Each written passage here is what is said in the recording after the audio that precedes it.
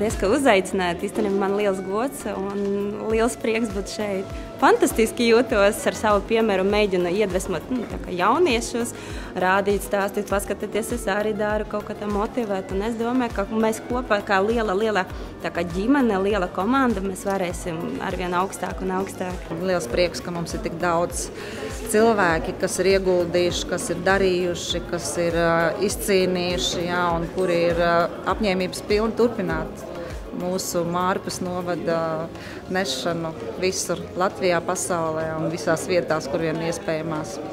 Tā kā es vairāk nestrādāju, esmu pensionārs, tad man liels gods, ka atcerējies par agrāk manījos darbos, ko gāju pa kādu ceļu un cik tie bija sasniegumi, cik bija atdots. Paldies, ka atcerējies.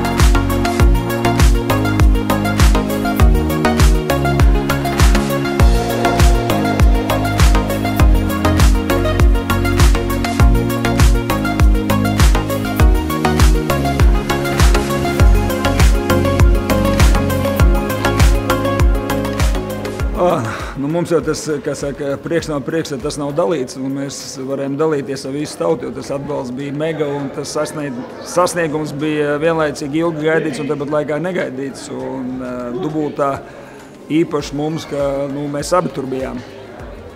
Un ieguldījums, jāsaka, tur viņš nekad nav bijis jāskubina, un es viņu vairākas reizes mēģināju aizvest prom no tā hokeja, bet viņš tam nedavās, un tā viņš pie tā hokeja turās.